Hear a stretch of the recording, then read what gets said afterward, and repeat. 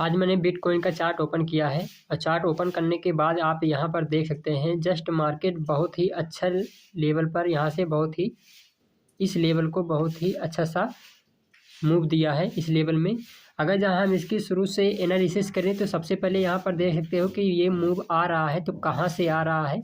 तो आने के बाद सबसे पहले हम 15 मिनट के टाइम फ्रेम पर इसको एनालिसिस करेंगे। ठीक, एनालिसिस करने के बाद उसके बाद हम देखेंगे कि मार्केट में मूव तो छूट गया है लेकिन हमें रिवर्सल एरिया कहाँ मिल सकता है और हम उसी एरिया को फाइंड करेंगे।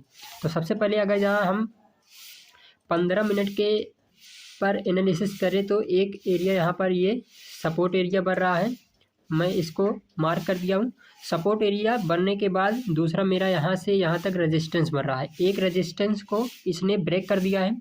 ब्रेक करने के बाद अब अगर जहाँ मुझे 5 मिनट पर ट्रेड लगाना है या फिर 5 मिनट पर एनालिसिस करना है तो मुझे सबसे पहले ये सपोर्ट एरिया बन गया है, बस कुछ नहीं करना, इसमें ये रेजिस्टेंस एरिया बन गया है। दो ही मार्क करना है, दो ही चीज़ आपको मार्केट में सिर्फ फाइंड करना है, एक तो सपोर्ट लेवल एरिया, दूसरा रेजिस्टेंस लेवल एरिया। तो मैंने यहाँ पर 15 मिनट पर एनालिसिस कर लिया कि ये वाला एरिया सारा सपोर्ट बन रहा है, यहाँ से यहाँ तक सपोर्ट बना। इसी लेवल को मैं अगर जहाँ मार्क कर दूँ ऊपर के साइड में तो मेरा रेजिस्टेंस बन जाएगा। यहाँ पर मैंने मार्क किया और इस लेवल को ऑलरेडी मार्केट ने ब्रेक कर दिया है, आप देख सकते हो यहाँ पर।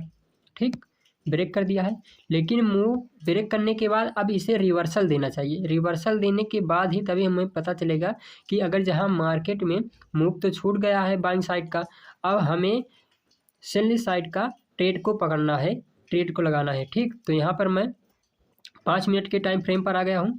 5 मिनट के टाइम फ्रेम पर आने के बाद अब यहाँ पर देख सकते हो, अब अगर जहाँ इसे मुझे फाइंड करना है कि कहाँ तक जाएगा। ठीक, ऑलरेडी इसने अपने रेजिस्टेंस लेवल को ब्रेक कर दिया है।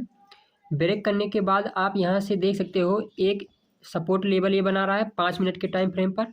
5 मिनट के टाइम फ्रेम पर यहाँ से यहाँ तक एक सपोर्ट लेवल बनाया।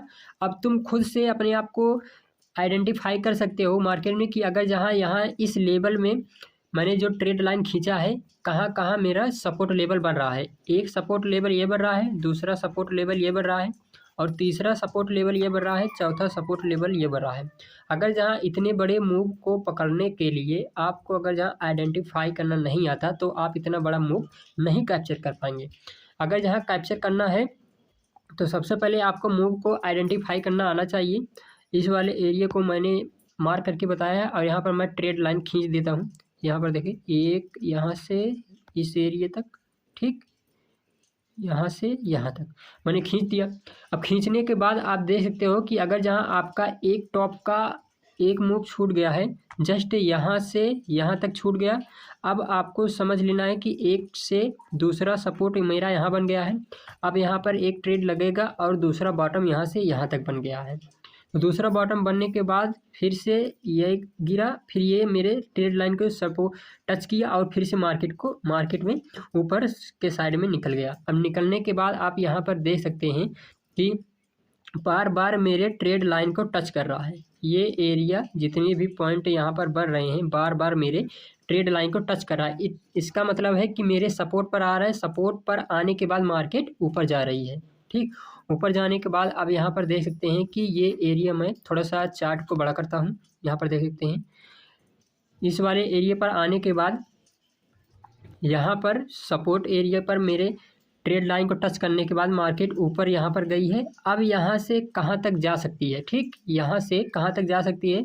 तो मैंने जो एक अपना ट्रेड लाइन खींचा था रेजिस्टेंस पर, इसे तो ब्रेक कर दी है। अब दूसरा रेजिस्टेंस मेरा ये बन रहा है, ये वाला 1 आवर्स के टाइम फ्रेम पर देखा हुआ तो यहाँ पर रेजिस्टेंस बन रहा है। रेजिस्टेंस बनने के बाद पहला वाला रेजिस्टेंस तो टूट गया है और टूटने के बाद मार्केट ऐसे करके ऐसे जाएगी, उसके बाद मार्केट ऐसे करके ऐसे आएगी, या फिर मार्केट नीचे आने के बाद मार्केट में बिटकॉइन में ऐसा होता है कि अगर जहाँ मार्केट एकदम डायरेक्शन में मूव कर दी है, आपको ट्रेंड में एक अच्छा खासा आपको बुलिश ट्रेंड आ गया है, तो आने के बाद मार्केट में जब ट्रेंड आ जाता है तो उसके बाद मूव देने के बाद कुछ देर ऐसे ऐसे करके साइड वेज रहता है, 1 से 1.5 घंटे तक ये साइड बेस रहता है। ठीक, साइड बेस होने के बाद फिर मार्केट ऐसे करके नीचे गिरता है और यहाँ से ऐसे आप देख सकते हैं।